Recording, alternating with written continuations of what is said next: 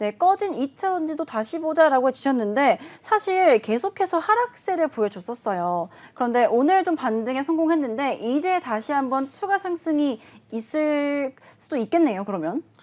사실 오늘 이 2차 전지 관련주, 오늘이 아니라 최근에, 네, 최근에, 이 2차 전지 관련주들이 네. 좀 많이 쉬어가는 흐름을 보여줬습니다. 맞아요. 근데 이 2차 전지 관련주들은 안 좋아서 쉬어간 게 아니라 너무 많이 급등을 해서 쉬어갔다라고 저는 좀 보고 있고요. 그리고 오늘 좀 이렇게 시장이 좀 변동성을 크게 가져간 데에는 이 에코프로도 한 몫을 했다고 보고 있습니다. 네. 진짜 정신 나갈 것 같은 이런 시장이 계속 연출되고 있는데, 네네. 뭐 이 에코프로라도 오른 게 좀 다행이다라고 생각해야 될지 잘 모르겠습니다. 어쨌건 간에, 지금 횡보하거나 지금 에코프로가, 이 2차 전지 관련주들이, 횡보하거나 하방 악력을 좀 크게 받았던 2차 전지 관련주들 위주로 다시 한번 또 봐야 된다라고 말씀을 드릴 수가 있겠고, 올해 제가 시장을 주도하는 테마는 이제 예전부터 방송에서 계속 말씀드렸었는데 뭔지 혹시 기억하시나요? 계속 말씀해줬던 테마가 2차 전지를 계속했던 것 같은데, 맞죠? 그렇죠. 제가 올해 가장 상승할 시장을 주도하는 테마는 AI 그리고 반도체 그리고 2차 전지라고 말씀을 드렸었습니다. 네. 그래서 이 세 가지 테마를 가장 주도 테마로 밀었다고 제가 말씀을 드릴 수가 있겠고, 물론 저는 AI를 가장 크게 밀긴 했습니다만 네. 그래도 이 2차 전지 관련주들도 계속해서 눈여겨봐야 된다 올해는 이렇게 말씀을 드릴 수가 있겠습니다. 근데 그러면 사실 지금 2차 전지가 한번 올랐다가 눌림목이었잖아요. 이 눌림목이 지나고 다시 한번 추세가 전환이 될 수 있는 오늘 시장이었을까요, 혹시? 그렇죠. 일단 에코프로가 반등을 했다는 것 자체가 네. 이 관련 2차 전지 관련주들을 시장에서 같이 끌고 갈 수 있다라고 좀 볼 수가 있겠고, 네. 다만 지금 먹을 게 많이 없는 거는 맞아요. 네, 왜냐하면 그러니까요. 급등을 많이 했기 때문에. 특히 주식을 하시는 분들이라면 지금 마음이 좀 급하신 분들이 많을 것 같은데, 이런 리스크를 감안을 하고서 좀 수익을 내고 싶으신 분들 같은 경우에는 2차 전지 관련주들도 보는 게 맞다. 왜냐면은 배고프다고 저희가 굶을 수는 없잖아요. 그쵸. 그죠? 굶을 수 없죠. 우리가 다이어트를 할 때 아무것도 안 먹고 빼는 거랑 그리고 조금이라도 영양소를 챙겨 먹고 빼는 거랑은 나중에 이제 요요 현상이 안 오고 안 오고의 차이도 있습니다. 그쵸. 그죠? 다이어트를 맞아요. 해보신 분들이라면 아실 거예요. 따라서 리스크를 감안하고서라도 조금씩이라도 이렇게 좋은 기업들만 잘 찾아서 매매를 하시면은 이 2차 전지 관련주들도 지금은 봐야 될 거라고 얘기를 드리고 싶고요. 네. 다만 지금 비중을 좀 많이 실으면 안 됩니다. 아무래도 변동성이 큰 시장이다 보니까 주식은 100%라는 게 없어요. 그쵸. 그죠? 100%라는 게 없으니까 어느 정도 비중 관리를 해가면서 매매를 해야지 아까 제가 말씀드렸던 멘징이라는 방법을 통해서 좀 빠져나올 수도 있고 이런 수익성 관리를 해야 계좌 손실을 키우지 않을 수 있다라고 말씀을 드릴 수가 있겠습니다. 자, 그리고 오늘 급등했던 에코프로가 말씀드렸듯이 이제 최근 박스권에서 잘 횡보를 하고 있다가 오늘 급등이 나왔습니다.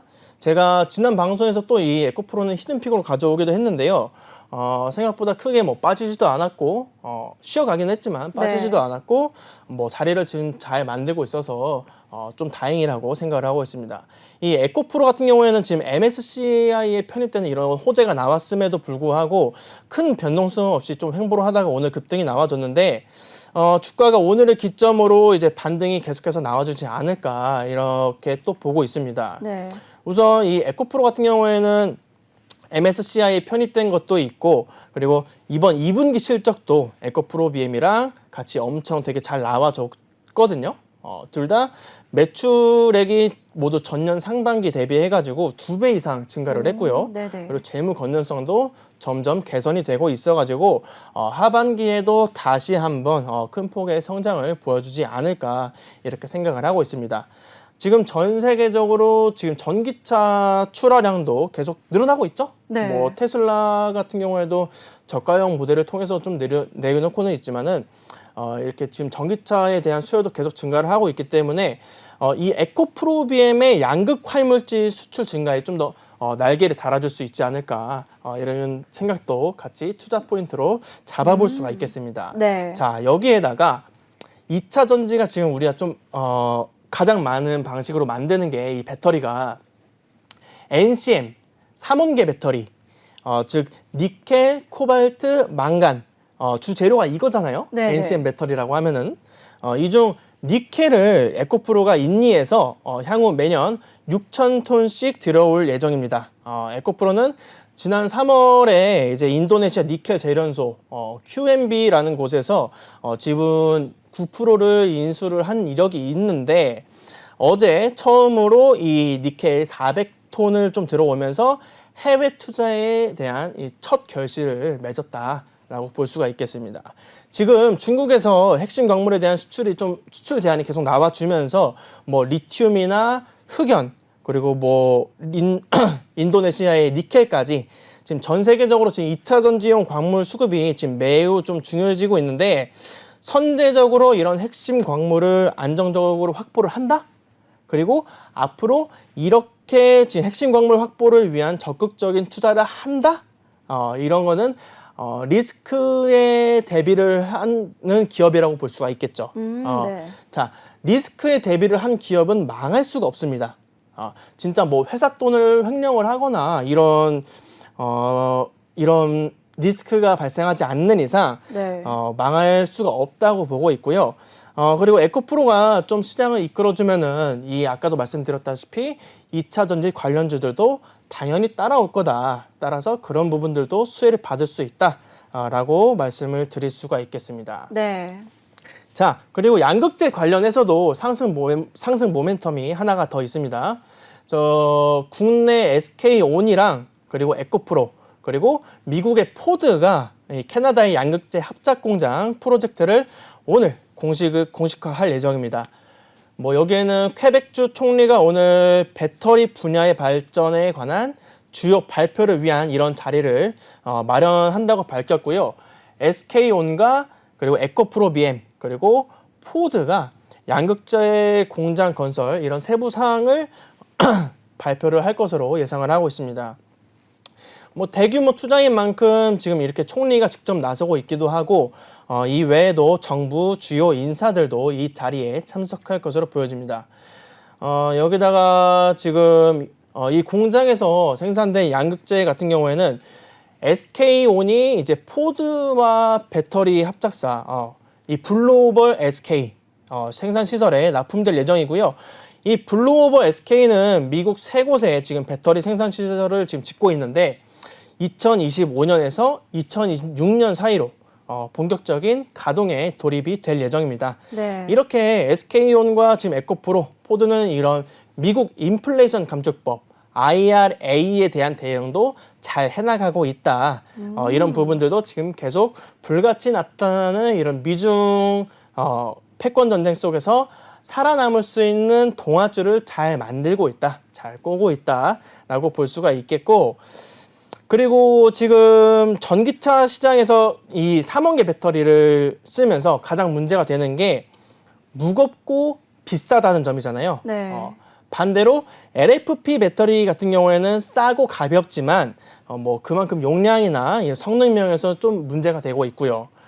그런데 중국의 CATL, 이 닝더스 다이에서 새로운 LFP 배터리를 공개를 했는데 10분을 충전을 하면은 400km까지 주행이 가능하다고 합니다. 원래 이 전기차가 저도 이제 좀 몰아봐서 아는데 충전이 되게 불편해요. 맞아요. 충전이 아무래도 좀 불편한 게 없지 않아 있거든요. 네. 물론 제가 몰았던 게 전기차 트럭이었어요.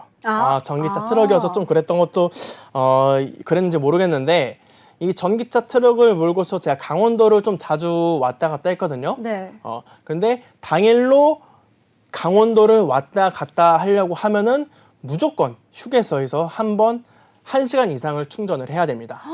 오래 걸리네요. 그죠? 오래 걸리죠. 1시간 이상 걸리니까. 네. 그리고 강원도 같은 경우에는 이제 산이 많다 보니까 그만큼 전기차를 많이 굴리려면은 이 에너지가 좀 더 많이 필요하잖아요. 그쵸. 그러니까 배터리가 또 빨리 닳아요. 그런 그래서 문제가 있네요. 그래서 1시간 이상 무조건 충전을 또 해줘야 되는 이런 단점들이 있는데 뭐 앞으로 이런 부분들을 좀 더 메꾸려면은 계속해서 좀 더 효율적인 배터리가 나와줘야 되잖아요. 그쵸. 2차 전지 부분에서. 근데 용량을 늘리자니 이제 좀 무겁고 이런 단점들이 있고 해서 지금 LFP 배터리에 대한 관심을 좀 시장이 많이 갖고 있습니다. 어쨌건 닝더스 다이 같은 경우에는 이번 새로운 LFP 배터리를 내놓으면서 빠르면은 내년 1분기에 시장에 이 LFP 배터리가 나올 전망이고요. 자, 그럼 다시 한번 네. 우리나라는 지금 뭘 하고 있느냐? 이 LFP 배터리는 중국에서 지금 잘 만들고 있는데 그쵸. 우리나라는 뭘 하고 있느냐? 뭐라고 했죠? 다행히 여기도 놀고 있지는 않습니다. 역시나 네. 삼성이고요. 네. 뒤처질 수는 없잖아요. 그쵸. 우리나라 같은 경우에는 지금 삼성 SDI가 울산에 이제 국내 최초로 LFP 배터리 공장을 짓는다고 합니다. 물론 아직 이 삼성 SDI 측에서는 이 LFP 배터리를 전기차용으로 생산을 할지 아니면은 에너지 저장 장치용으로 좀 생산을 할지는 결정이 되지 않았다고 하는데 제 생각에는 전기차용으로 좀 만들지 않을까 이렇게 생각을 하고 있어요. 왜냐면은 지금 이 LFP 배터리에 투자를 하지 않으면은 우리나라는 중국에 다 먹혀버려요. 이 LFP 배터리는.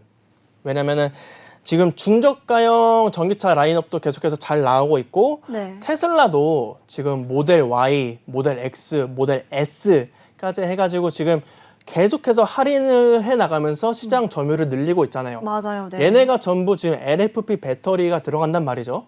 따라서 이 삼성 한국도 지금 이 LFP 배터리를 포기를 한다 하면은 이제 경쟁력을 또 크게 잃게 되는 거라고 볼 수가 있겠습니다.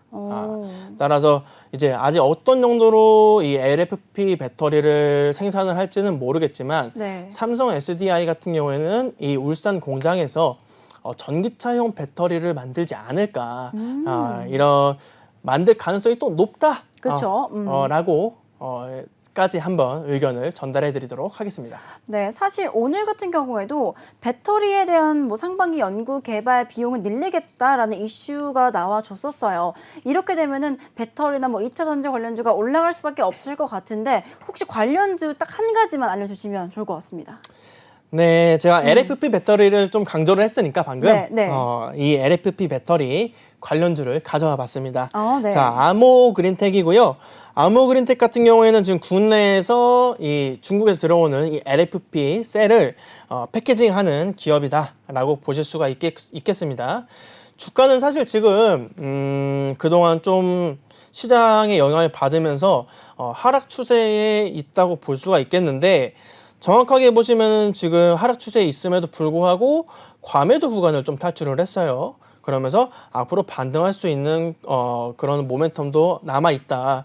따라서 전고점까지는 이렇게 좀 바라봐도 되지 않을까라고 생각을 하고 있고 이 아모그린텍 같은 경우에는 지금 이 매물대가 또 여기 15,000원에서 16,000원 사이대로 많이 몰려 있잖아요. 이 구간만 잘 뚫어준다면은 전고점은 물론 뭐 그 직전 고점인 2만 원대까지도 한번 바라볼 수 있지 않을까 이렇게 생각을 한다는 점 말씀을 드리도록 하겠습니다.